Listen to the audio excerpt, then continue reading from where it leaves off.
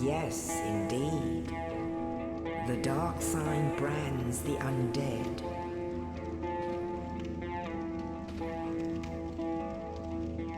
And in this land, the undead are corralled and led to the north.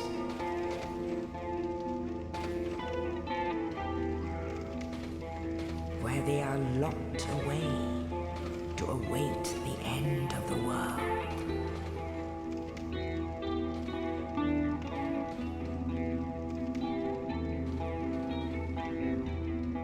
This is your fate.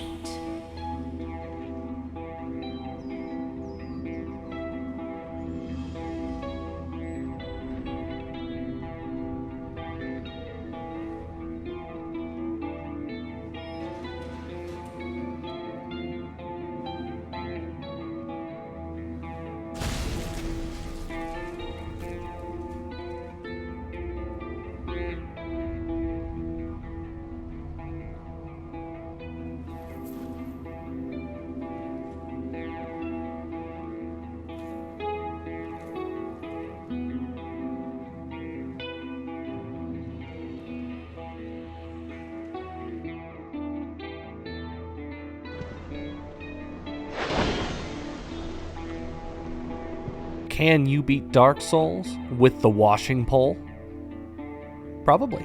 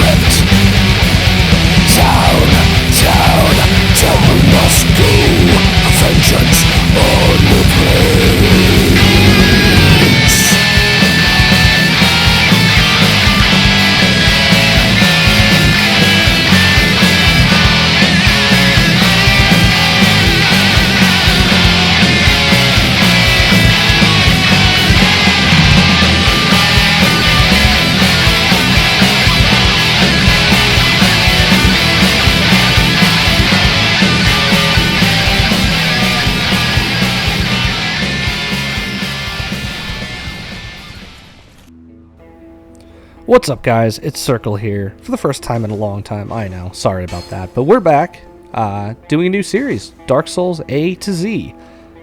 Technically doesn't make any sense anymore. Initially, when I came up with this idea, I was going to play through Dark Souls once with each weapon in alphabetical order. So I think Abyss Greatsword would have been first, and we would have ended with the Zweihänder. 129 playthroughs later. Yes, there are 129 weapons in this game. Here's the proof. I don't know if that's proof. It's a spreadsheet I made, but I did check the wikis, so it's there. I didn't include the fist because I'm not doing a fist run. I tried it once on stream. Never again. You're going to have to pay me a lot of money if you want to see that. A lot of money. Which brings me into our sponsor of this video. No one. I don't have a sponsor. Maybe someday. But yeah. So all these weapons, right? I took them, and for some reason I put them on this wheel. The Wheel of Solaire. What does this wheel do? Well, it randomly chooses one of these weapons, and then once it's chosen, I just get to beat the game with that weapon. Luckily, the first weapon we got, the washing pole, as you can see, and as you probably guessed based on the title of this video, the intro of this video, the intro cinematic of this video. Anyway, yeah, the washing pole. So how do you get this? Well, normally you'd have to talk to Shiva after you've joined the Cat Covenant and meet him in Blighttown, and then he will sell it for 20,000 souls. However, the whole point of this series is to have fun and to beat all the bosses with the weapon. So instead of doing all that nonsense and beating the game, 129, so 258 times, we're just going to mod them in. So let me explain what's going on with the rules. Rule 1, I must defeat all bosses in Dark Souls, including the DLC, obviously, because what's the point of playing this game if you're not doing that? Rule number 2, I'm going to be modding in the weapon chosen by the Solaire wheel. Whenever I spawn into the Undead Asylum, I'm going to spawn it in at base level, so unupgraded, and set the durability to be whatever the max for that weapon is, which is something we'll get into a little bit when we get the run started. Rule number 3, if the weapon is themed, i.e. the Artorias swords, Gwyn's sword, Havel, for example, I'll also be modding in the armor to match, as well as any rings or shields that the NPC has in order to get a full gameplay experience as that NPC. I will also be modding my stats to give me the minimum stats required to two-hand the weapon and also to fat roll so we can at least have some mobility. So if a weapon needs 20 dex, 20 strength, I'd upgrade dex to 20, and then strength to whatever it would require to two-hand that weapon. I'm also going to be leveling up my soul level as I do this so that we're not cheesing the game. So if I have to add 15 levels before we leave the Undead Asylum room, in order to use the weapon and fat roll, then I will also increase my soul level by that as well. Rule number 5, no glitches. Editing Tony here. I meant rule 4, not 5. Counting is hard. By glitches, I mean item duplication, soul duplication, soul item duplication, any of that stuff. That's all forbidden. However, shortcuts and exploits will be allowed, so if I want to do the Undead Burg skip to get down to the lower Undead Burg, absolutely allowed, because it's just jumping and abusing the mechanics of the game. Basically, if the game allows you to do it without having to full-blown glitch, you can. For example, shooting Manus or Sif from outside of their boss room, totally allowed. But duplicating souls so that I can have more souls, not allowed. And just to let everyone know, I'm actually recording this video offline and then splicing it together and talking over it. In future, I might be gathering the footage for these videos via live stream, but we'll see how that goes. But without further ado, let's go wash Lordran of its bosses. Okay, so I need to work on my pun game if I want to fit in with the other Souls content creators who have very top-tier pun games. And to get up to snuff on that, I have 129 playthroughs to do. Oh god, why? We start off by running through the asylum after probably 20 minutes of getting our loadout and stats set up. Remember what I said earlier about durability? So it turns out, if you don't change that, when you sacrifice the weapon, the new weapon just keeps the old one's durability. So our weapon, which should have had 60, had 200, so I had to fix that.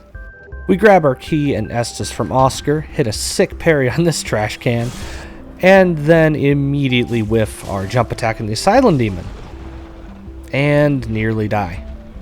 I'm sure failure isn't going to be a repeating theme in this video, right? Right? Nah, just kidding. We dodged that, and the rest of the fight goes pretty smooth, and without much trouble, Asylum Demon is down. It's almost like starting with a good weapon makes the game easier. Who would have guessed? We get to Firelink, and I immediately take points into Strength and Dex, which is really stupid, because I'm mid-rolling currently, and I hate mid-rolling. So that's good. We grab all the random junk and souls around Firelink, make our way now to New Londo to get our free Firekeeper soul, and then head through the Valley of the Drakes to snag the red Tearstone ring, which I never end up using. So definitely worth the trip. You'll come to learn that wasting time because you didn't think any of this run through becomes a definite theme for me. Back at Firelink Shrine, we pop the souls we grabbed and put our point into Endurance this time. Get a god drop from this rat and make our way through the Undead Burg, grabbing the bonfire and then paying the Undead Merchant a visit to pick up the repair box. The repair box is going to be super helpful in this run since our sword only has 60 durability, and in Dark Souls 1 your weapon doesn't get repaired when you rest at a bonfire like in Dark Souls 2. Since not all bonfires are warpable even when we can warp, I'd rather just get this now and not worry about it instead of getting a weapon at risk message and have it break right before some big old boss dies. We continue through the burg, grabbing the gold pine resin since this weapon can be buffed, and that's not against the rules, which is something I just thought of now. Consumables are allowed, so let's pretend I said that earlier, and move on. We kill the Black Knight for the swag points, fail jump the barrel to lose said points, and definitely don't jump off the bridge while trying to fling a corpse off of said bridge and fail to hit my quit out in time. That definitely didn't happen. But since the boss wasn't alive yet, that theoretical death wouldn't matter anyway, and we first tried Taurus as expected. The damage isn't crazy or anything, but it's definitely stronger than a starter weapon, and the bleed proc is nice. Though I feel like the range is deceiving, it feels very similar to an Uchi Katana. So I don't know what's up with that. Maybe I'm just not used to the weapon yet. Also, I hate mid-rolling. Moving swiftly on, we let Sunbro live, don't get roasted alive by the dragon, and unlock our first shortcut where I pop my souls and take our endurance up to 16. At this point, we can finally fast roll. Fuck yeah. Yes, I know it wasn't that long of a time that I was mid-rolling, but any amount of time mid-rolling is way too long. We move up and patiently wait for the dragon to come down. I swear, this feels so random sometimes. Like, he'll do it right away sometimes, other times he waits until I'm in my inventory to come down. Someday I'm going to actually learn what causes him to fly down. I know if you shoot him with an arrow or throw a knife at him, he'll come down right away. But since we can't do either of those at the moment, we just have to wait. Many hours later. Eventually, he comes down, we get past him, open the shortcut, rest of the bonfire, and off we go to make sure we get past the gate before it closes. God damn it, I forgot that it closes. You done messed up, Aaron! Okay, well, we're gonna go through the hallways instead, because that's more fun anyway, right? It's not. But before we do that, I feel like making this pig kill itself. Yes. Burn. Burn! Sorry. We pick up this key for no reason since we have the master key, unlock the shortcut because I'm still salty I had to go around, and grab the basement key because I'm too lazy to do any of the jumps down to the lower undead burg. We clear the church with little effort and grab the shortcut, Firekeeper Soul, and then head over to Andre to upgrade our washing pole to +5. And I'm 1 soul short, because of course I am. We run back and kill the arrow guy, finish upgrading our washing pole, and then I realize I'm short on souls to upgrade my armor with. And I also missed something very important about the shadow armor that I had no idea about going into this run, and totally won't bite me in the ass later. We then take the washing pole and go test our new damage against the Titanite Demon, which goes, well. So fighting him, I remember that if he hits you with that stupid attack, he follows up before you can actually dodge. So yeah, we got pretty fucked up. So like I was saying, it went well. I just hate fighting the Titanite demons, man. Their hitboxes are total trash. You can dodge through their attack and still be hit by it. Sometimes you dodge through it and you just get pushed across the map. Buggy ass enemy, 0 out of 10. We run back to fight him like a real man, run away like a small child immediately after I see the damage we're doing, and make our way down to the Darkroot Basin, making sure to kill this crystal lizard on the way. At this point, we begin the first episode of Dumb Shit You Did This Run.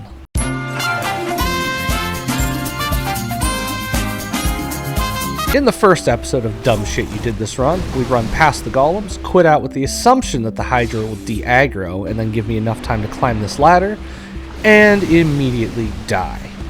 I know that you can climb this ladder, I've done it before, but I think it's just a really small chance or something to do it, and so I can't be bothered.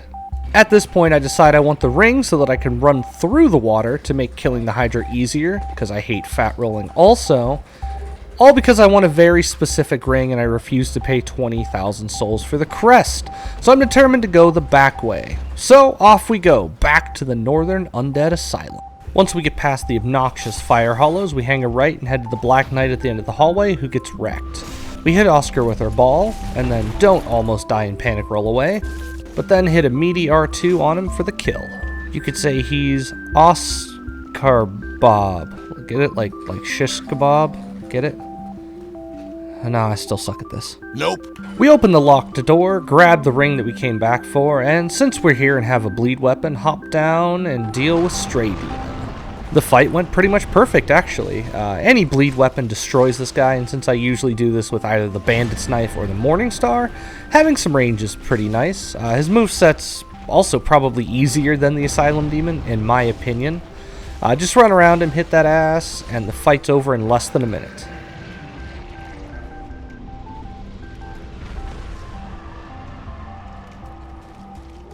We snag our Titanite slab for later, kill another Black Knight, and grab the shitty doll before leaving.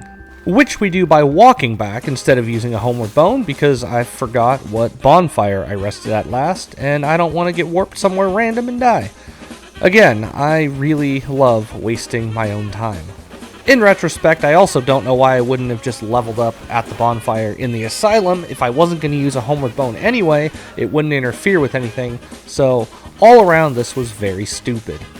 Eventually we get back to Firelink and we take our strength and dex to 20, which again is kind of dumb because dex seems to be scaling better than strength, so I probably should have rushed dex to 40 and soft capped it, but whatever, technically damage is damage, right? If you're thinking now's a good time to do the gargoyles, you would be wrong. It is in fact time to fap. Of course, I mean the Ring of Favor and Protection. So I decided to go ahead and set Lautrec free now so I can grab the ring, since it should last me the entire game. Honestly, I probably should have already grabbed it, but, you know, no big deal. So we clear the hollow room without any real problems, surprisingly, and set Lautrec free. I then run all the way back to Firelink, despite having an inventory full of homeward bones, but that's fine. Time is just an illusion, man. Anyway, we punt Dick Nose off a cliff, save quit, and grab the ring, and now we have some better stats, and I even remember to turn in my Firekeeper soul, which I almost always forget to do, so that was nice. And now we can go fight the gargoyles. Nah. Instead of that nonsense, I said now's the ideal time to go grab the other ring that I plan on using, which entails going back to our old pal the Hydra and taking him out. On the way, I decide to get revenge on the Titanite Demon because he hurt me emotionally earlier, and I don't forgive that. And I decide to fight the Black Knight Halberd Black Knight for old time's sake. Then remember that I haven't played this game in about a year and no longer remember his moveset, and rest at the bonfire. Not because I had to, but because I chose to. And also because I had to. I see vengeance on the knight immediately, and he's no longer where I expect, which causes some confusion on my part, I'll admit.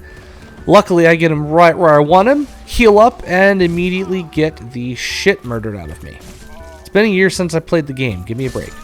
But since I got the bonfire nearby, by choice, I can very easily throw myself at him again, and again, and again, and again, if necessary. But it only takes one try, and this time I utterly dominated him with my God Gamer skills. Which, of course, means I got lucky and backstabbed him off a cliff, but it's the same thing in my book. At this point, we die to the Crystal Golems, then we die to Gravity, and then we don't actually die to the Hydra, so that all makes sense. While I'm here, I go ahead and spawn in the Gold Golem, free Dusk, talk to her again because I can't actually ever remember if I need to talk to her again to spawn the Broken Pendant later, get caught in a dream.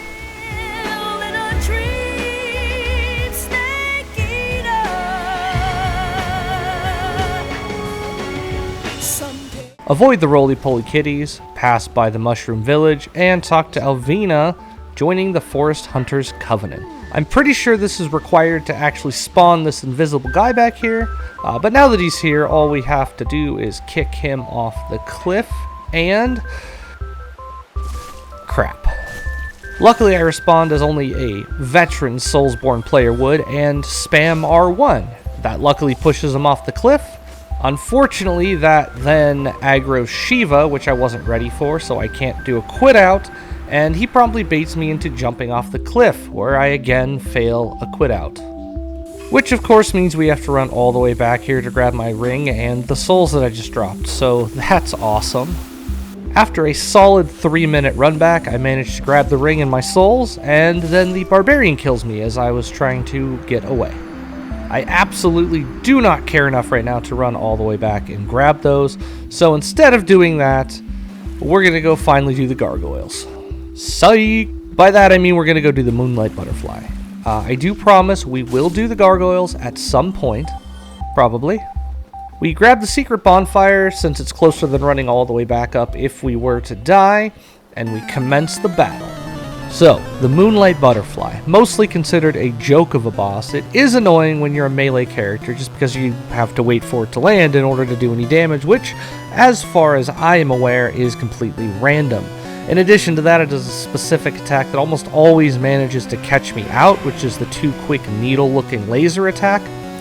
Usually I grab a shield and just block it, but since we don't have one, I have to try to dodge or block it with the katana, which is basically pointless, so I just have to try and dodge them, and I really do not know the timing on it. Someday maybe I will actually learn it. That would be helpful. I also managed to fuck up dodging one of the moves I know pretty well, which is the big Kamehameha laser beam attack. I'm going to put that down to the flippy ring, changing my roll time and iframes, but in reality it's probably just because I suck. To know how much trouble I was actually in here, by the time the butterfly landed for the first time, I have already gone through my entire Estus supply. I do manage to do about half its life bar on its first land, but that means I have to be able to survive an entire second cycle, which I barely managed to do, thank you RNGesus.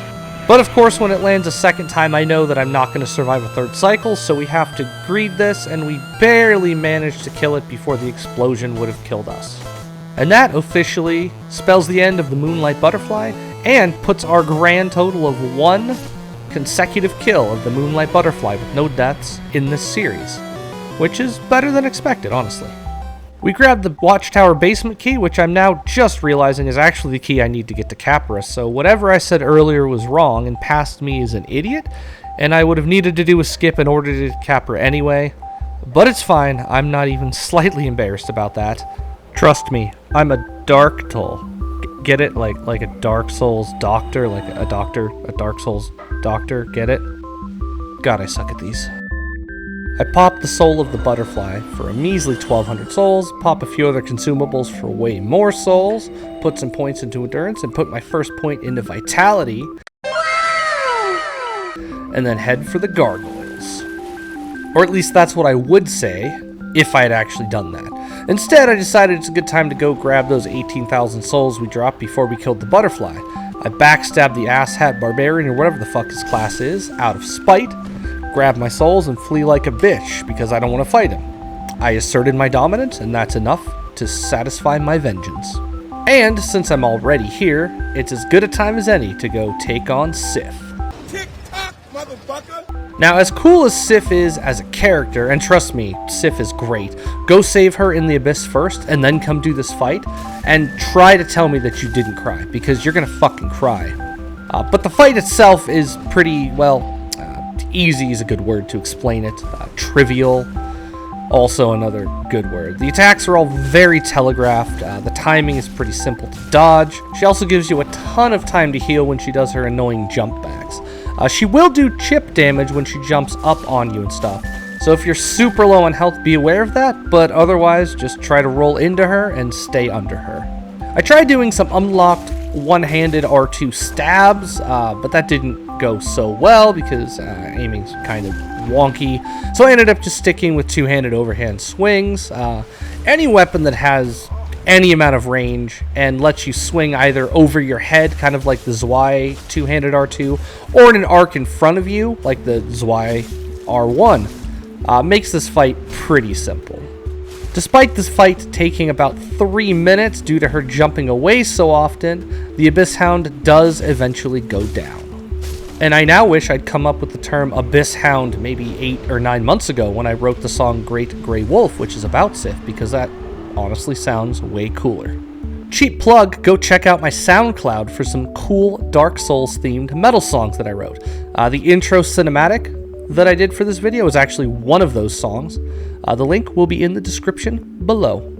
We remember to use a homeward bone this time, pop Ceath's souls since we won't be needing it for anything, and take our relevant stats up a few points each before finally heading to the gargoyles. For real this time. The good old gargoyles. They were once a major hurdle for me as a newer Souls player, but at this point they're really trivial. Even if I had a garbage weapon and base level stats, I'm confident I could take these guys out. The only weapon, quote-unquote, that I foresee maybe being an issue for them would be fists only, which we're not doing, so no problems there. 1 chop is enough to take off the tail, and 3 is enough to get it to half health, and we quickly finish it off before the second gargoyle even has time to get to us and attack. The second gargoyle goes down just as quickly as the first did, and 30 seconds later, the gargoyles are dead. You could say I stoned them to death. Get it? Because they're made of stone, and I killed them, right? You guys get it, right? Yeah? Somebody stop me! Anyway, after that joke of a fight and horribly offensive garbage trash pun, we ring the first bell of awakening and head onward. Random fun fact, did anyone else, when they first beat the gargoyles and slid back down that ladder, get so startled by Oswald suddenly appearing, half-heartedly T-posing at you, that you attacked him and were then immediately killed by him? Because I absolutely was one of those people. Comment below if you had a similar experience.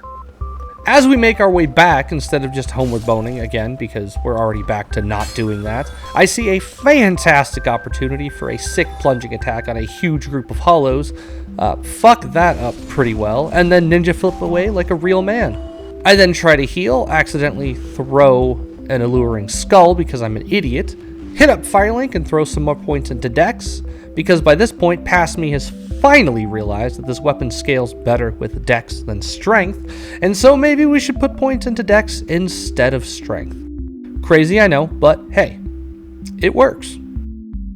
From here, I decide I want to go deal with the New Londo ruins, change my mind almost immediately, wait for the elevator to come back down since I already sent it up and I love wasting my own time, then head down into the catacombs to grab our Rite of Kindling. Also, I guess Pinwheel's there? Do we really need to talk about him? Yeah, I didn't think so. Fight took about 45 seconds, so I guess he did better than the Gargoyles, but nah, Pinwheel sucks, bro. I decide to head into the Tomb of the Giants in order to grab the Skull Lantern for later, and yes, I know, it is not part of my included equipment, but you know what? I don't feel like learning how to dodge Manus' magic today, so I want the pendant, and this is the easiest way to get a light source, so suck it. I bone out of there because fuck that place, don't get burned alive heading back to the door to get to the lower Undead Burg, actually remember to open this dumb shortcut for once, trick these dogs into immolating themselves, murder some bitches through doors, grab another shortcut, and buy some blooming purple moss just in case I need it later before heading into the Kapra arena. So to say Kapra is a hard boss would be incorrect. He himself is actually very easy in my opinion. It's his shit-heeled dogs that are a problem. I was fairly confident this build would be okay with it, and it turns out it was. Typically I try to dodge his first attack, lure the dogs up the stairs, take them both out if possible, if not, drop down, take out the dog first, and then hope he doesn't follow and land on your head. If you're not able to, simply roll away, climb back up, and repeat. This fight will probably blow donkey dicks for a ton of other weapons we're going to use. Mainly any heavy, slow weapons, so most of the fun ones. But this time it was pretty painless since we have some pretty quick attacks, and Kapra crapra's out on my first attempt. No! No! That was better, right? Huh? Yeah? Guys? Hello? This thing on? Anyway, we run around the corner, open up the door to the depths, duel with the butcher, and grab our large ember so we can upgrade to plus 10. I hadn't intended to, but decided to just kill Gaping Dragon while I was here so I don't have to come back, and I definitely did not get lost trying to remember how to get to the stupid fucking Chandler.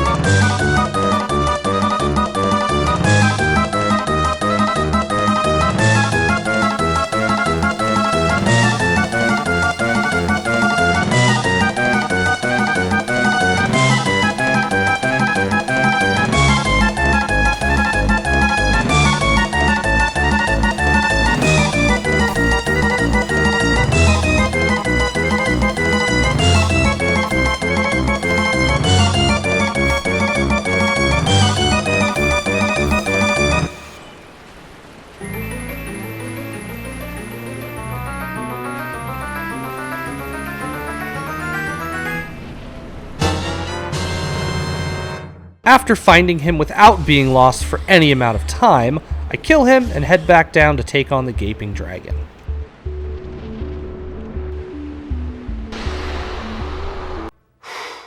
Boy, that escalated quickly. I mean, that really got out of hand fast. It jumped up a notch. It did, didn't it? So this fight actually went about as perfect as I could have hoped. We didn't take any damage, and he spammed the smash and charge attack, which is by far the best time to get damage in on him. Run up, smack his stupid little head, let him walk by you, take out the tail. Once you take out the tail, take out the legs, and then run back and hope he does it again. This fight is mostly about spacing. If you're too close, he likes to do flaily melee attacks, which can be annoying because you'll dodge them, but you'll get pushed across the arena. If you're too far away, he likes to do his jump attacks, so once you learn the spacing, it's pretty easy to get him to spam this attack. Luckily for us, he did, and did none of his other annoying things, and so he goes down with almost no fight. Back at Firelink, I decide to go after Quelaaq next, get about halfway there, remember I have a bunch of souls and the large ember, port back to Firelink, and then run to Andre. We hand over the large ember, get our washing pole up to +7, bone back to Firelink, and head back the way we went about 5 minutes ago. I try to swag juke this guy and get smashed, momentarily debate trying to grab the Firekeeper soul, immediately say fuck that noise and grab the bonfire just in case. I shouldn't need it, but I don't want to run all the way back down here, and honestly, the path back up to Firelink isn't that bad, so whatever. Now that I've established I'm not concerned in any way about the upcoming boss, we don't take any levels, because in my head we're saving up to go splooge on large Titanite shards in Sen's Fortress, then upgrade my weapon and all of my armor, which will take a fair few souls. Of course, this is before I realized how dumb I am for about the 18th time or so this run. Trust me, you'll see. Quelaaq. She's a topless spider, which is neat. As far as a boss, she's pretty far above anything we've seen so far in terms of health, and she has a few, shall we say, buggy things about her. Get it? Because she's a spider? Spiders are bugs, right?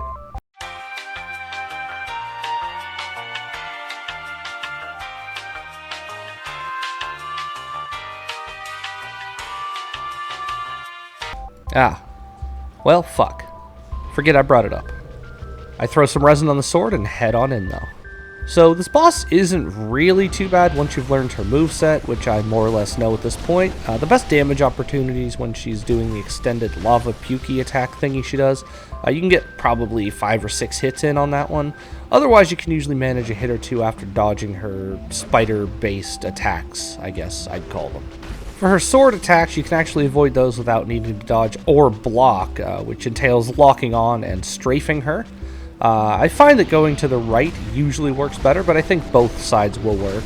I, however, am very rusty, and so don't manage this well, and her attacks chunk through my guard, so I opt to just roll those attacks instead.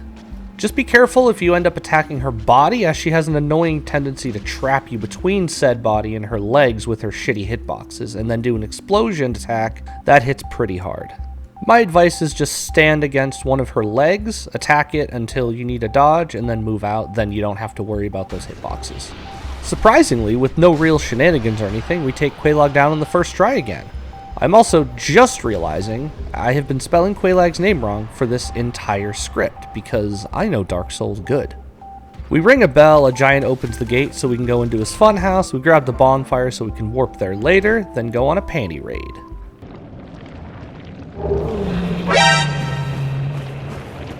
Ceaseless does not approve of this crass behavior and makes a vague attempt to slap us. We avoid that, cheese him, and then head for Sen's Fortress. Once there, we accidentally trigger this trap early, do a damage check on the Snake Man, realize it isn't great, fail miserably to roll his attacks, and then panic spam him to death, as you do. I try backstabbing the other one, and that works a lot better. We snag some large shards, and then return to episode 2 of Stupid Things I Did This Run. In this episode of Stupid Things I Did This Run, I, for some reason, decide that, with 100k souls, I want to get the soul of a hero on the other side of this wall. Or I think it's a soul of a hero? I don't actually remember, and it really doesn't matter. So I decide to do the trick where you bait out the stab attack from this snake, and when he hits you, that causes the wall to break, allowing me early access to get said soul. Now, we could have just ran around, changed the direction of the boulder later, came down and gotten it, but that would be boring. And also it would be smart, and we don't do smart around here. We also decided to do this with no shield, which does not go great. He eventually does break the wall, but also has me at about 20 HP. I decided at this point to just roll past him and deal with him later, but I'm locked onto him, and so I roll off the edge instead. If you're now thinking, I bet he's going to make a clutch save quit and save this, you would be dead wrong. This sucks more than anything that has ever sucked before. I fuck that up again, say hello to this Titanite demon down here, curse my stupidity, and start my run back, hoping that I don't get murdered on the way and lose all of my souls.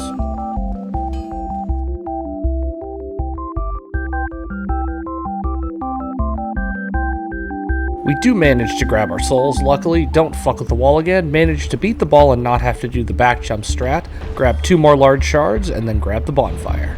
We make this jump first try, grab the shortcut key, buy enough shards to finish upgrading my weapon, unlock the shortcut, then take out the giant on the roof, who politely drops us a chunk for later, and we head in to take on the Golem. So I didn't anticipate a huge challenge from the Golem, but that's because, as always, I'm dumb and forgot slashing weapons do basically nothing to armored enemies, so that's fun.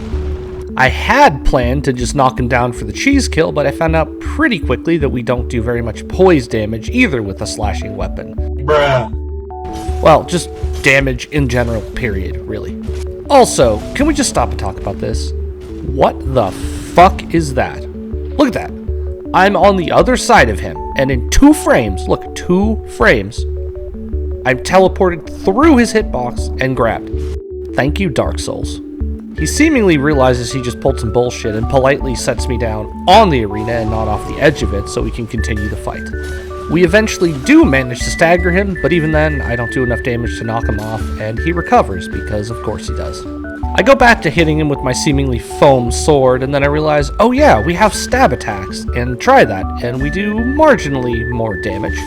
If I had put any thought into anything I did this entire run, I probably would have thrown some pine resin on my weapon, but it's too late for that now. He staggers again, I think just to taunt us, and this time I actually utilize the stabbing attacks, which do a pretty good job, and we actually do manage to knock him off the side of his arena. Although, at this point, he had such little health left, it really didn't matter, he would have died shortly anyway, but you know what? I'll take it. And the Iron Golem goes down on the first try. We get yoinked by some demons, get a cool cinematic, finish upgrading our sword with the weapon smithing box I bought earlier and forgot to tell you about, and then run backwards. Fun fact, if you didn't know, you can actually go back to where the demons drop you off, and they'll actually take you back to Sen's Fortress. I've known this for a long time, but apparently it's not that well known, so there you go. Let's go. Whoa, no touchy. No touchy. No touch. I somehow managed to get lost again, looking for the shortcut, realize I should probably buy the materials to upgrade my armor while I'm here, spend about 80,000 souls on upgrade materials for said armor, remember the shortcut is right the fuck here, reinforce the armor a few times, and then realize my mistake.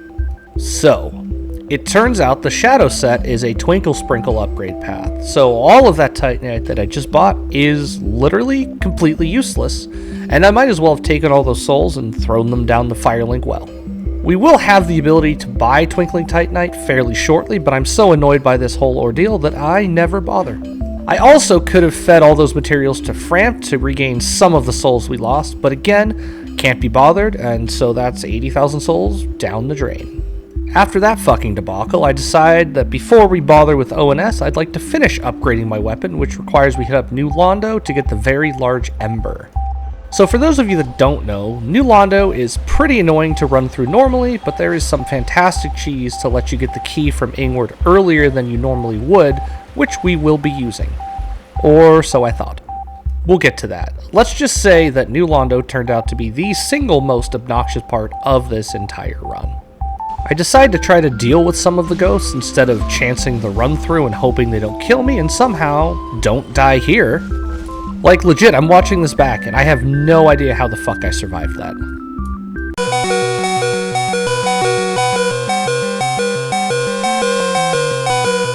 Not even close, baby. I completely forget to kick this shortcut down like an idiot, do a save quit to reset aggro, and prepare to take out Ingward from a distance.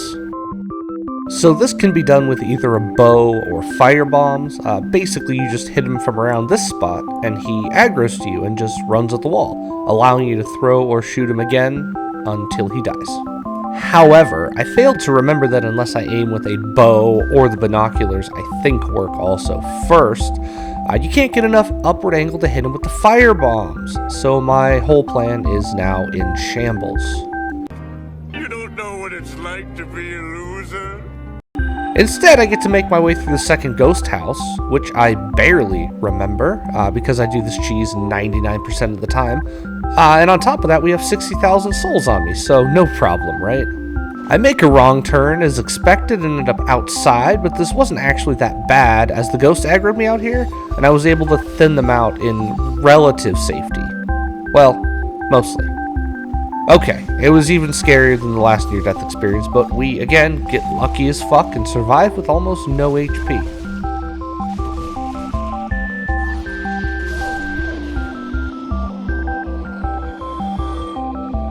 I wander around for a few minutes, then stumble on this ghost, which I know is guarding the ladder I need to use, so we rush her down and talk to Ingvard. I soon discover that after talking to him, he doesn't give me the key, which confuses me. I had to look it up, but apparently you need to have the Lord Vessel first. So we politely request that he give us his key anyway, which he does, and we then drain the water out of New Londo. We make the drop down into the ruins, get a lucky chunk off the first Dark Wraith, and then promptly get shit on by the next one. When we respawn back at Firelink because there's no bonfire in fucking New Londo, we break this illusory wall and grab another chunk, take out this, whatever the fuck these are, acquire some more chunkage, and end up dying to the same Dark Wraith again. Boo! You stink! And thus begins the period of the run I have dubbed the Sadness. Now, in reality, I only died 4 times, and I say only as though that's, not a lot. It is. I shouldn't have died. I should know the Dark Wraiths. But again, I'm a little rusty, okay? Just a little rusty, okay? The problem is that this actually ended up taking about 45 real-world minutes with the runbacks and me being extra super careful, so that was quite annoying. I've also decided after doing this runback several times that this is officially the most annoying runback in the game in my opinion. Bed of Chaos is probably second, but I'm going to give the edge to this one because at least Bed of Chaos I don't have to wait on an elevator. And I don't like that. No, sir, I don't like it. But we do manage to get the Ember eventually, and manage to grab our souls so we can go to Andre, turn in the Ember, and since we have enough chunks and already have the slab from earlier, are able to max out the washing pole at plus 15. This also means that I no longer have to save my souls, and so we splooge them on levels. We end up having enough souls for 11 levels, and I throw all of them into Endurance, Dex, and because apparently the earlier revelation that I had that Dex is so much better than Strength for this weapon was completely forgotten, and so some points go into Strength. Why am I so dumb? With our weapon maxed out and our character over level 50, we make our way back to Anor Londo, kill a rogue gargoyle, and get the painted guardian sword on our first kill because of course I get one of my favorite Dex weapons on the run that I can't actually use it. Thank you, Dark Souls. I trick 2 of the 3 guardians in the rafters to just kill themselves, which is convenient, attend the premiere of Gargle 3, the Gargling, and reach a famous part of this game, the Anor Londo snipers. In all honesty, and obviously in my opinion, the snipers are really not much of a problem about 99% of the time. I personally think the first part is way more annoying with the demons throwing lightning and shit at you while you're trying to run down. My usual strat is to aggro one of them at a time, but since we don't have a bow and I'm too lazy to manually aim my fire bombs, we just YOLO it and take them out, which actually works out this time. Now that we have a clear path, I run down and decide I don't need to take out the 2 gargoyles down there, they're not going to mess with me, and of course they hit me with lightning. We do survive that, and we reach the snipers themselves. So this part's actually pretty easy, just wait for an arrow to hit the wall, and just run, and make a right. Once you get over to the sniper on the right, the one on the left shouldn't be able to hit you. Small disclaimer, I have had him move before where he was able to hit me, but that's happened very, very few times. At this point, all you have to do is take out the knight, which is super easy, and I totally don't almost fuck this up, but I do hit a clutch parry, so we're good. With the sniper dead, we have a clear path to the bonfire and take a deep breath, having made it through a very annoying part of the game in one go. I took a bit of a break here, knowing ONS was up next and needing all of my mental focus. Because they have a very good chance of fucking me in the ass without my permission, I decided to open up the shortcuts so I won't have to make the skip jump every single time. Also, because who goes through Anne Orlando the normal way at this point, honestly? For some reason, I decided to also open up the main gate right now, which didn't need to be done. Absolutely no reason for that. I could have done it later. I didn't have to do it ever. Whatever. I'm dumb. Anyway, time for what a lot of people consider the hardest fight in Dark Souls, Ornstein and Smough. So I decide to follow my typical strategy of taking out Ornstein first, just because I think Super Smough's an easier fight than Super Ornstein, and we don't need his ring, so I'm not worried about that. Our damage is also pretty good, and considering I've beaten them with a soul level 1 character using just a spear, this is quite nice.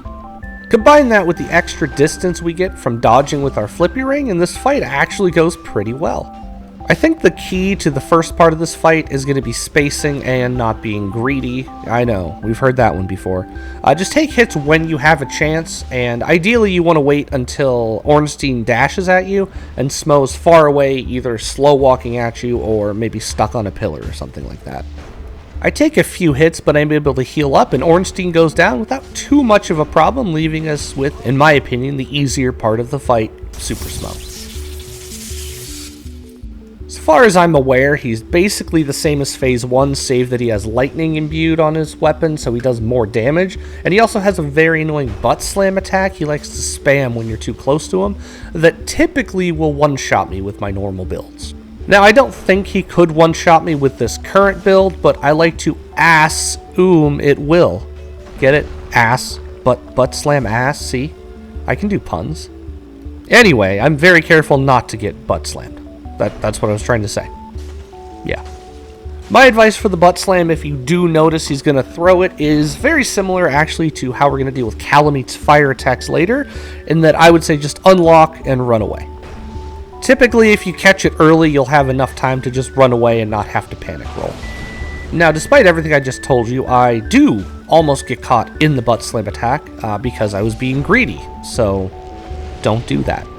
But after managing to avoid that attack, we take Smough down, and ONS goes down, and our first try boss streak continues. We check out some nice titties, grab our Lord Vessel, and praise fucking Gwyn, we can finally warp. No more walking. Note to self, in future runs, get the fucking Lord Vessel earlier. Running is dumb.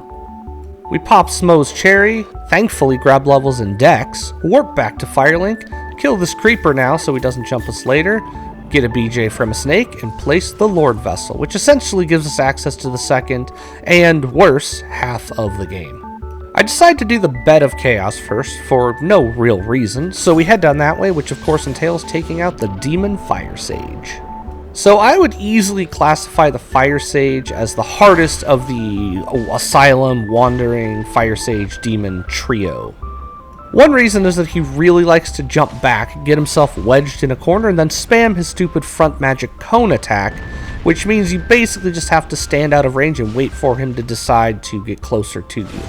His arena also fucking sucks because it's got a ton of these stupid roots on the ground that really like to get your player stuck on them, which makes it really hard to roll when he tries to attack you. But otherwise, he'll do the same butt slam, he does the big magic attack where he explodes in front of him, and he also does the frontal cone thing, so take advantage of those when you can, and just dodge his melee stuff. It's not too hard to avoid them, and he should go down pretty quickly. Oh, and he's also susceptible to bleed, although the procs aren't as big as with the other demon. With the Firesage down, we grab the shortcut, again for reasons beyond my comprehension because we're never going to need it, grab a safety bonfire and head into a fight I'm actually slightly concerned about, that being the Centipede Demon. So I've never liked this fight for several reasons, the first of which is again the arena itself. It's full of lava, which will kill you super quickly. You can accidentally roll onto it, and you're basically dead before you can react. And the starting platform they put you on fucking sucks. You can kill him here, but it is obnoxious, so we make our way to the right to the larger platform. We heal up, make our way over there, and then he trolls me into oblivion. He starts out by just walking to me, which is perfect, that's what we want, but then he does exactly what I didn't want him to do, which is start spamming his annoying stretchy fucking punch attack. So this is annoying not because it's hard to dodge, although I do fuck that up a couple times, I'll admit. It's more for the time wasted, because when he does this, he's not moving towards you, he's still in the lava, we can't go in the fucking lava. So basically it's the Moonlight Butterfly 2, you just have to sit here and fucking wait. It's very annoying. Luckily, he does break out of that cycle somewhat quickly, and I can finally actually fucking attack him. Now, I don't have too much advice on this fight, to be honest, because I mostly just spam for the win. He does a lot of big flaily attacks. He's very much a Bloodborne precursor boss. He's big, you can't see him on your screen, and he flails at you. My advice is just spam away, and if you think he might be about to attack you, just roll and hope. Using the roll, pray, and hope method, we managed to take him out and actually have plenty of essence to spare, so this went fairly well, honestly. But for real, fuck that punch attack. We go ahead and put on the orange charred ring so that we can traverse the lava, and I realize as I'm typing this script that I never actually specified that in the rules either. I can wear any rings that I want. Rings are allowed. I probably should have mentioned that earlier, but they are. So, yeah. We pump up our deck some more. I make a tactical error and don't follow the path. Yes, there actually is a pseudo-path they lay out that more or less avoids aggro of these dinosaur butts. I don't know. Miyazaki's crazy, man.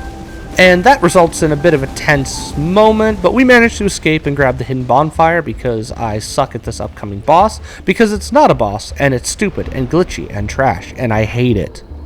Curse it and crush it! We hate it forever! We take out whichever the fuck sister this one is, and surf our way down to the Bed of Chaos. This is, and this is a fact, this isn't my opinion, I dub this fact, and no one can argue with me, but this is the single worst boss fight in the game, hands down. And that's because this isn't a fight per se, this is a puzzle, a really shitty puzzle.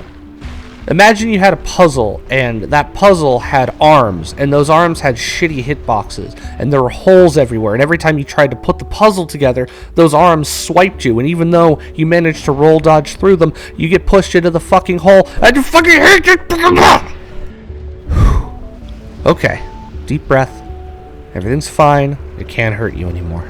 There is a really cool strat that speedrunners use to take out both sides with the firebombs from the middle, and then you can basically just jump right down, but I don't know how to do that, and I'm not going to learn it right now. So we do it the old-fashioned way, and I think the intended way, by quitting out.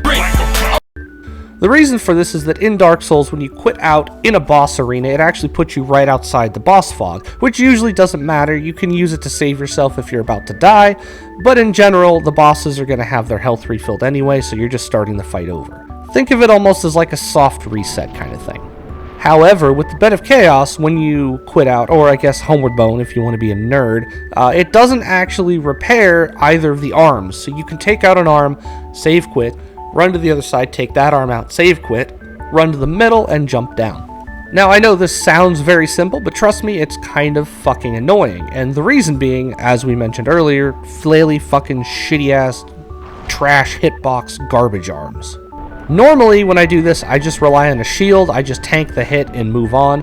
Obviously, that's not going to work this time, so I guess we're going to try and dodge them. Which is possible, and I have managed before, but it feels very random because sometimes you'll have what seems like a perfect roll, only to not take damage, but be yeeted across the map into the fucking hole and die. Like this. And just like that, our one-try boss streak is dead. If I'm being honest, I did kind of expect that to happen. I almost never beat this without dying at some point.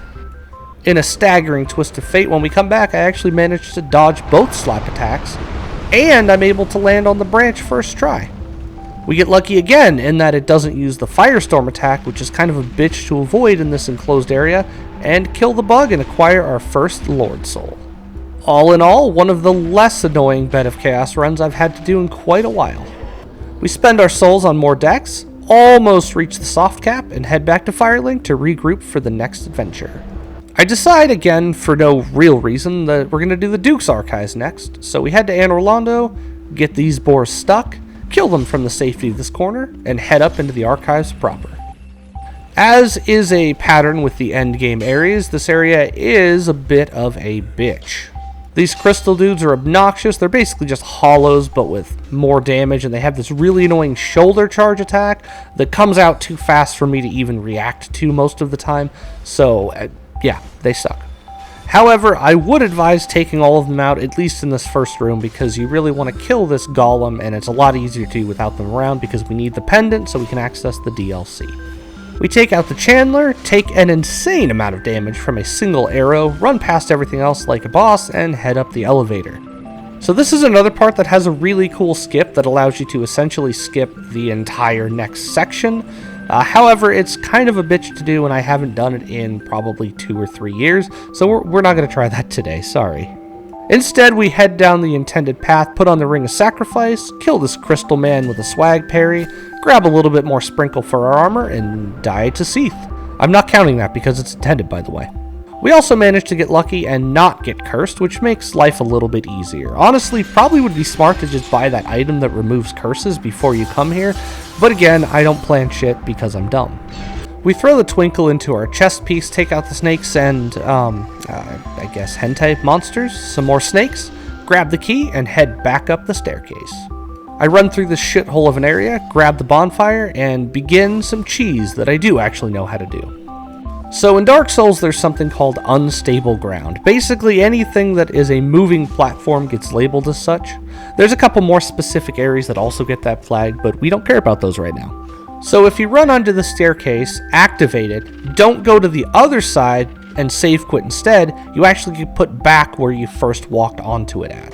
This means that we can run back to here, hop on this staircase, touch the ground on the upper floor, then flip it and quit out. Once we load back in, all you have to do is drop down and you're right at the ladder you need to unlock the shortcut to this area. I have no idea how much time this actually saves, but I always do it. Maybe it's intended. I don't even remember. It's been so long since I've actually cleared this entire area, but that's how I do it, and you should do it too, because you're smart. I love the confidence in my voice when I say that. I decide to go ahead and kindle this bonfire since I'm intending to do this in one try, which means taking out the fucking clams, which tends to be an issue for me historically, especially if I can't carefully aggro one at a time with arrows. We breeze through the main section, and as predicted, I nearly get clammed. Just so you guys know, the key to these guys is to hit them, which usually staggers them, wait a little bit, and then hit them again, and you can actually stagger loop them. But it's easier said than done. We almost get killed again, but we do manage to clear them out, which is important because if it's your first Seath attempt, there isn't going to be a fog gate once he flies in, which means the stupid clams can just wander in, and they will ruin your life. Ah, Seath. Back in the remaster, this fight was garbage because the crystal attacks absolutely tanked your frame rate. Remaster's much better, so it's a much nicer fight now. My strategy is always run straight to the back wall behind the crystal and just stand here. Eventually, he'll wander up and do an attack. Luckily for us, his attacks can also break his own crystal. So as soon as he starts an attack, just run along to the right here and get behind him and start wailing on that tail. I do want to know why, for being considered like a genius scientist, he would attack his own crystal, which he knows is the only thing keeping him immortal, so I don't know.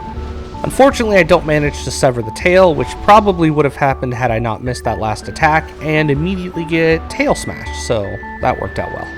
Due to his tendency to flail his tail around, I always try to cut it off. Unfortunately, we didn't manage it this time, so we're just going to have to deal with it because, in my opinion, it is absolutely not worth trying to get back to his tail. It can be done, it's just mildly annoying, and I can't be bothered. Instead, I just stand away, wait for him to start an attack, run in, hit him some, then run away. We do get a pretty good example of his hitboxes being shitty again, though. I make a dumb mistake and not aware of where I am in the arena. I get a little greedy and then can't avoid his explosion attack because I get stuck. Luckily, we have decent armor and vitality, so it doesn't kill me, but yeah, don't be like me, don't be greedy. Seconds after telling you guys not to be greedy, I immediately get greedy and greed for the kill. knowing that I have enough health to tank his explosion, and Seath goes down, restarting our first try streak. We use the souls from Seath to soft cap our decks and then start pumping vitality and head back to the hub to begin the next part of our journey. Since we've completed the archives and no longer really need to do anything else in Anor Londo, I decide it's time to head back and tie up some loose ends. I fail miserably to kill Guinevere with some fire bombs. Oh, I missed!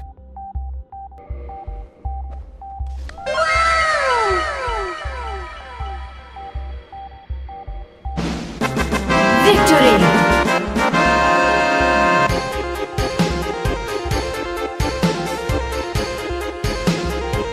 Eventually do, which pisses off Gwyndolin, who turns the lights off to make it all spoopy, and we take out these two random enemies who appear, who I assume must be part of Gwyndolin's covenant, but I don't actually know or care. After taking out those two clowns, we head down to fight Gwyndolin.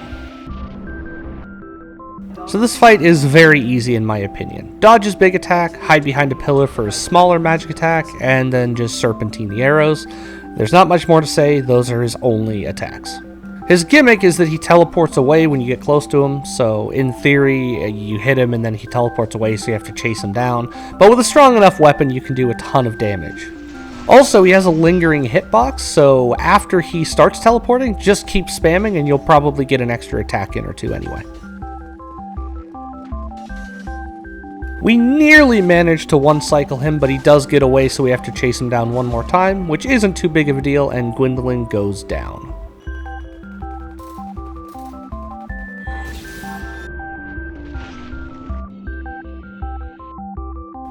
And now that Gwyndolin's dead, we're going to head into the Painted World to take out Priscilla. And I know, there's always a debate on if she should count as a boss, since she doesn't start out hostile, but since she does end up with a named health bar, I'm counting her as a boss, and so she must die. So the Painted World is another area that I don't know very well, and also don't like, so of course we're going to use some cheese and skip most of the map. All you have to do that is to run up these stairs, across this bridge, through this room, and then when you get to this area, save quit to de-aggro all this shit that you just ran past. The hardest part of this is probably taking out this dragon, although this one's pretty simple. He really only does a straightforward breath attack or one off to the right there. Basically just wait to see where he's going to do it, run to the other side, hit him, repeat. Or, use range, because you can just stand out of range and kill him, and he can't follow you, so that's probably easier. Anyway, once you've got him down, run back here, and you'll notice that he left his ass behind. So what this is here for is to prevent you from doing what we're about to do. So we want to drop down behind him, and the way to do this is, for some reason, to perform a jumping attack on said ass. At this point, he will stand up, and you can walk right under and have a clear path to the boss. Why this works, I do not know, and why this was never patched out, I also do not know, but I appreciate it, because I don't like this area. We run straight ahead through the fog gate, ignore everything Priscilla is saying, and attack her for no reason. So Priscilla's gimmick is that she goes invisible, and until you do enough poise damage to stagger her, she's going to stay invisible for the rest of the fight. There are a few ways around this. If you stick her with an arrow or a dagger, they stay in her, and then you can see them floating around, which is nice. She also leaves footsteps in the snow, which is how I usually end up dealing with her. She also has probably the most annoying tail cut in this game. Not because it's hard to cut, but because her tail's so tiny and close to her body that the hitbox doesn't want to register, and most of the time you're going to end up hitting her body, not the tail, which results in her dying before you get the tail cut. So if you're going for the tail, be ready to quit out, because you probably won't get it first try. Her attacks do decent damage, and they also cause bleed buildup, so be careful of that. But luckily, our weapon's strong enough to stagger her pretty quickly, and she goes down in almost no time at all.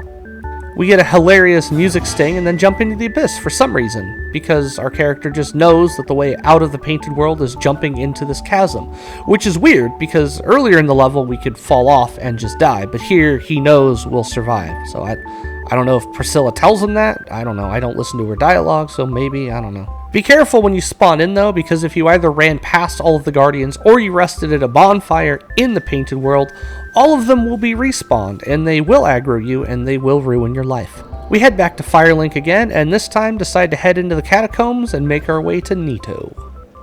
We make the drop back down, nearly get fucked by the true boss of the area, finally hit a quit out in a near-death situation, and begin our run through this shitty-ass area.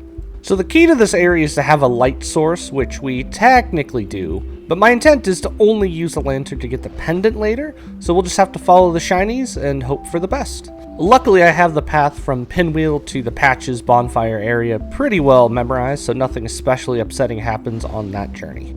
Of course, before I even get to the fog wall, literally 20 feet past Patches, I managed to slide off and die, which is pretty sweet. Luckily, the bonfire is right here, so we head back through the fog gate and run into our first Bone Dog, who may be the scariest enemies in the entire game. And he gets a bullshit counter hit on us for half our health. You can see why they are a problem. Luckily, the Souls gods smile upon us, and he whiffs his next attack and jumps away, allowing us to heal and move on past him.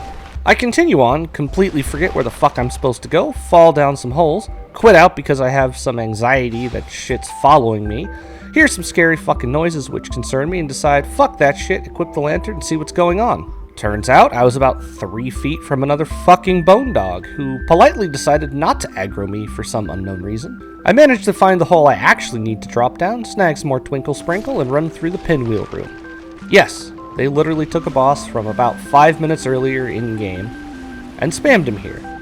Also, there are baby skeletons. I would advise you don't fight them. Just run. Fuck them. Fuck them. We do manage to make it to the fog gate though, heal up, and drop down to fight Nito.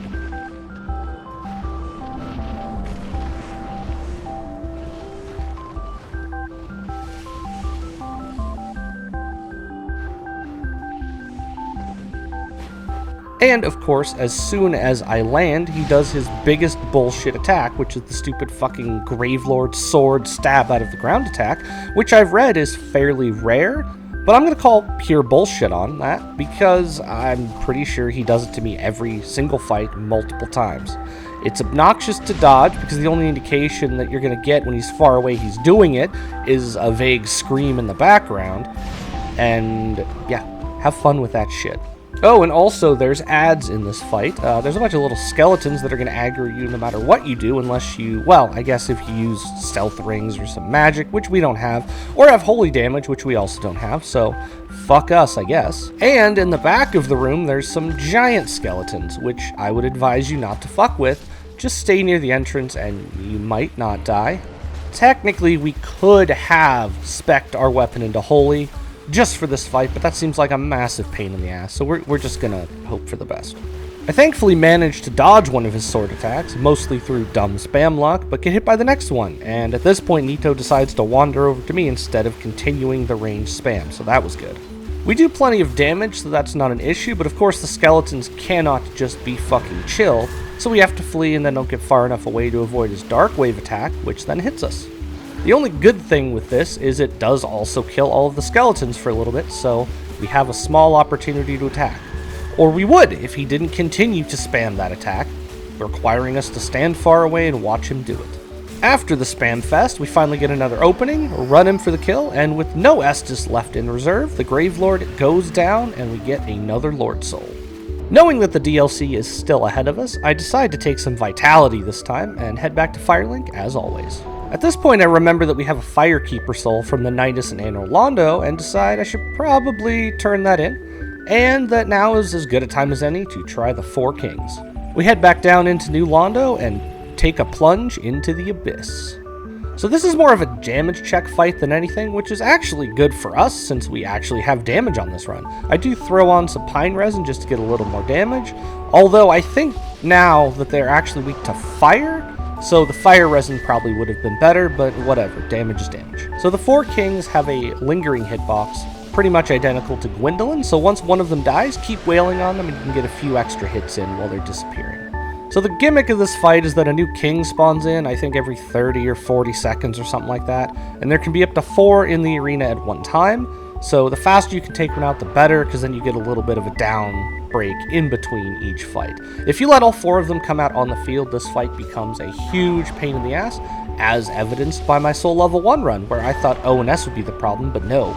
This fight took hours longer to complete than ONS on that run. As I said though, we are pretty good on the damage front, so we make short work of the second king, and despite nearly tanking the explosion attack, we empty the health bar before it goes off, and the 3 kings are defeated.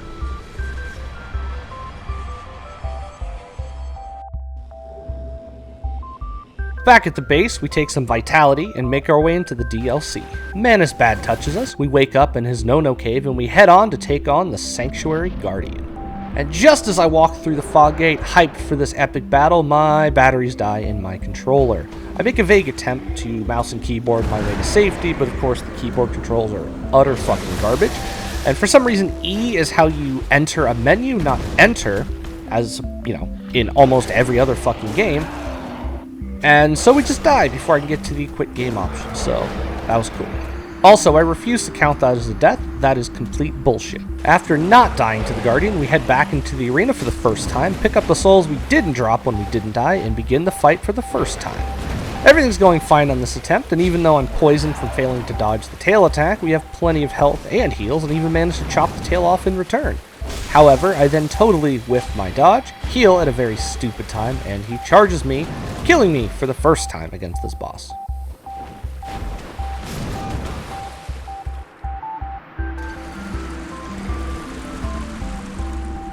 Second try, I'm much more careful, and without anything absurd happening, the Guardian goes down and we can move on, having only died once to this boss. We light the bonfire, I tell this mushroom to fuck off, run past some trees and pants, get jump scared, wait for this asshat to walk off the bridge so we can get past, almost die in my attempt to get this stupid lizard, and take the elevator down to the hub of this area. I activate the shortcut and then decide to deal with Artorias first, and we'll go back and deal with Kalameet at a later time. Surprise, motherfucker! As is, I think, the general consensus amongst Soulsborne fans, Artorias is definitely one of my favorite fights in the game, mostly because I don't really think there's any bullshit in it. It's pretty much on you to dodge him and to counterattack him, and if you fuck up, it's your own fault. Our damage is decent, and despite being a bit rusty with some of his attacks, muscle memory more or less takes over. I still make a few dumb fuck-ups, but we're able to easily knock him out of his buff, so we can avoid that nonsense. After playing the first half of the fight pretty safe, I get bored and start going ham with counterattacks, and there's a pretty cool section where I flip dodge his flip attacks and get to counter hit him, which is something I've never actually tried before, so that was pretty sweet. I will say, as mentally taxing and emotionally damaging as my Soul Level 1 runs in the past have been, I think they've really improved my skill, especially with fights like this where you're very reliant on dodging pretty consistently. So yeah, I would advise that if you're having trouble, instead of just making your weapon stronger, just get good. And after a few more flips, we take Artorias out and move on with our run. First try, baby. We rest, pop the souls of Artorias and the Guardian, pump some vitality and endurance, and then move on through Oolacile, stopping to grab the silver pendant on the way. We dodge this guy's magic, murder him in retaliation, and then I proceed to make a very dumb mistake. Instead of trying to thin out the dozen or so enemies in this room, I run straight down and try to just run past. This is stupid for 2 reasons. 1, duh, that's a lot of enemies to try to run past, and 2, we actually need the key here to get to Goff, which is in the area, so running past it would be pointless because we'd have to come back and get it anyway. I could justify it by saying, I was just trying to get to the shortcut first, then I'd come back and do it, but I wasn't. That would be a lie. I run back, decide to grab this chest for the Goff Talkie Stone, and totally forget that it's a fucking mimic, which then kills me. I have no idea why I bothered doing this. After the run back, I decide to kill the mimic out of spite and get the coveted very good carving, which is definitely worth it, I guess.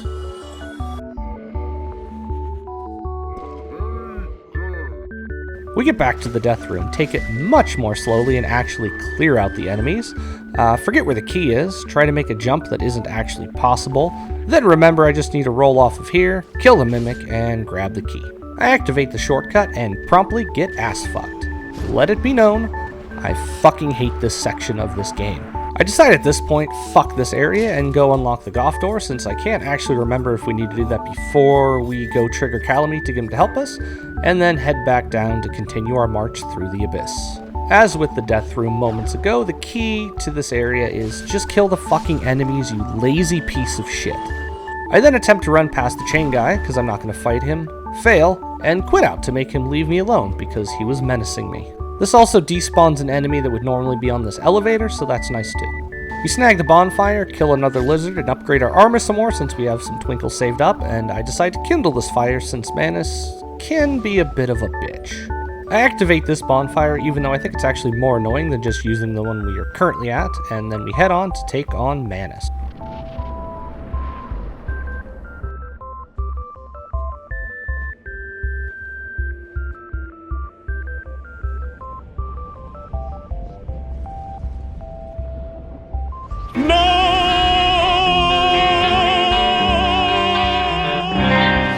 So Manus is, in my opinion, the second most aggressive boss behind only Gwyn. He won't give you much time to heal, so unless you know exactly what attack he's doing and how long it's going to take, don't bother.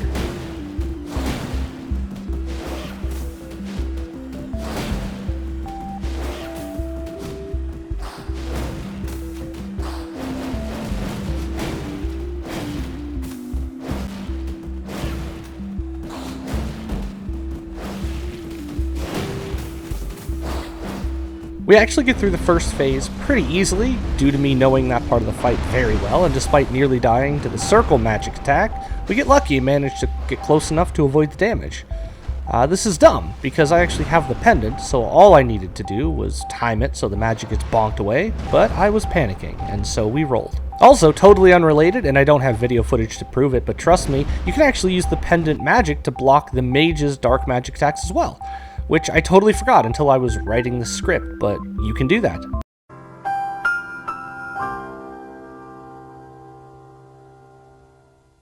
Anyway, we then fuck up and attempt to roll backwards instead of forwards and get killed by the magic, which is again specifically why I went through the effort to get the pendant. So, yeah, I'm an idiot. The second attempt is going better until it isn't, and I don't use the pendant fast enough and get gang raped by magic again. But the third time's the charm, and with just a touch of greed, the Father of the Abyss is no more.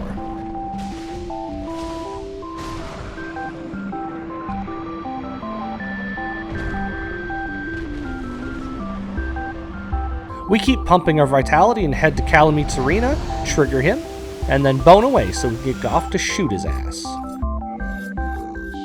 Goff misses and actually hits him in the wing, not the ass, but whatever, you can't be perfect all the time, and we head straight to his arena to take him out. So I actually wasn't that nervous about this fight going into it, just because I've done it so many times. It started off a little rough, I face tanked his very first attack, then I got greedy and tanked another one, but it was pretty smooth sailing after that.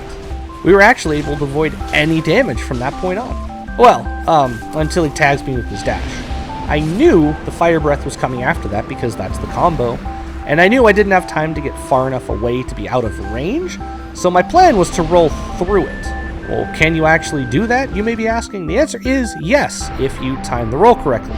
Or you can do what I did, and not time it correctly, and die a most fiery death, which is annoying because the fight was going pretty well up to that point. On the second attempt, I remember that we have some resin, so I throw that on just to get a little bit of extra damage. And although we tank a lot more hits this time, we don't actually die, and the Black Dragon meets his ends at the hands of the big Ass Katana.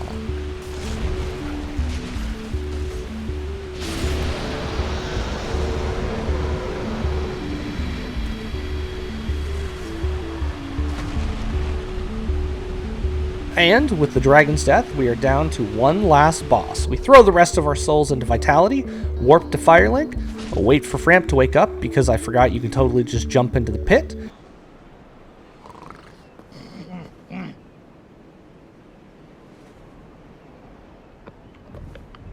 And head down into the kiln.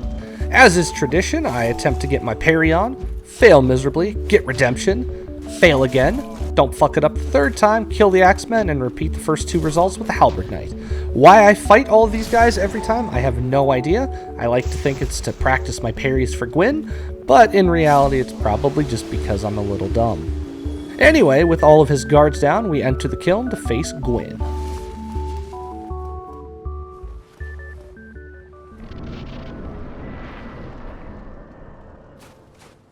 My plan is to parry him because that's by far the easiest method to kill him in my opinion. It starts off well as we manage to parry his initial jump.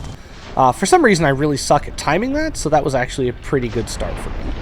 I get pretty lucky and am just short enough to not get hit by him when I whiff a parry, miss another one, and get very lucky again as I'm just far enough away to avoid taking a follow-up attack.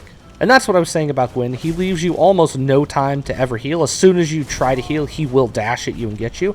I think that, in my opinion, the easiest move to heal on is his grab attack. As soon as you see it start, roll back once and heal, and you should have enough time to heal before he's out of the animation. We hit the second parry.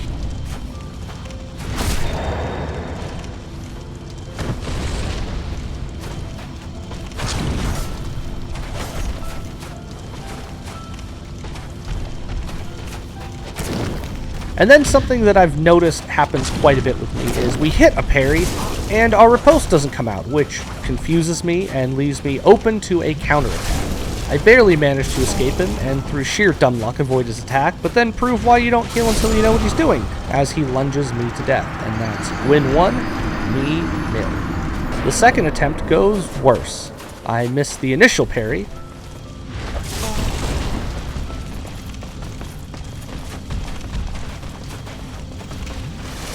and I manage one parry before he kills me. So, let's pretend that one didn't happen.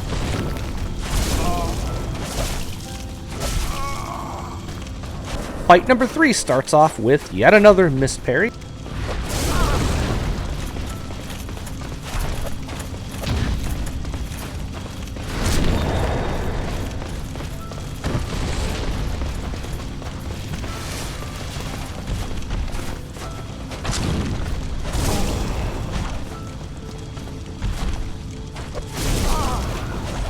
And Gwyn catches me with his underhand attack, which I forgot even exists, and it fucking chunks us. I manage to avoid his next attack and use a convenient rock structure as a barricade as I manage to heal up.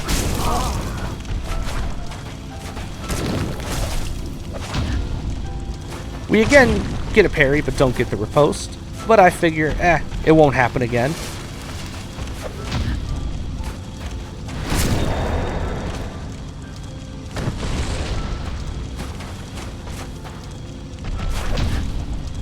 Until it happens again. So this is definitely a recurring thing with him. I don't know if it's everyone, I don't know if it's maybe just the weapon I'm using that I'm not used to the spacing. No idea, but I feel like this happens to me quite often. At this point though, I'm over it and I don't care, and I just start spamming R1 and we just manage to finish him before we get smacked again, and the Lord of Cinder goes down. As a true ninja, we of course go for the Lord of Darkness ending, and our snake army can worship us like a god as they should, and we have officially beaten Dark Souls with just the washing pole.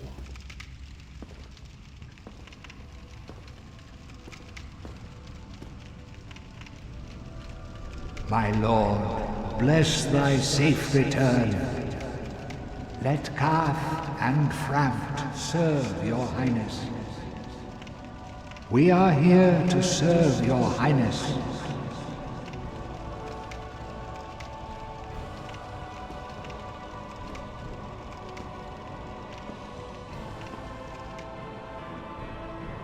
Let true dark be cast upon the world. Our Lord hath returned. Hey guys, Circle of Manias here, aka Tony, depending on how you know me, and I really want to thank you guys for watching this, and would like to throw it out there that I'd appreciate any likes, subscriptions, comments, interaction, pretty much anything. I'm hoping to resurrect this channel from the dead. I say dead as though it ever really was alive, but, you know, trying to get to 100 subscribers again, which isn't too far off, so that'd be pretty cool. You can also follow me on Facebook or Twitter, or X if you want to call it that. I still feel dumb saying that, but, you know, whatever. Or Twitch. All my socials are Circle of Manias. I'll put links in the description below to get to all that. Also, a disclaimer, I don't monetize any of my content, so any ads you see were added afterwards because I used a bunch of legitimate songs and shit.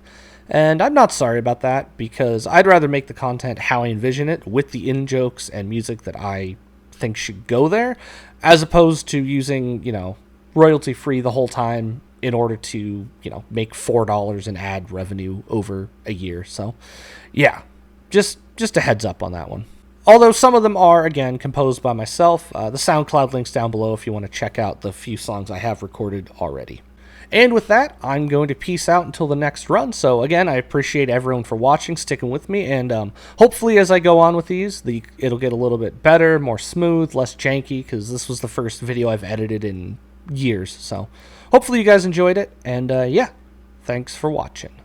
Peace.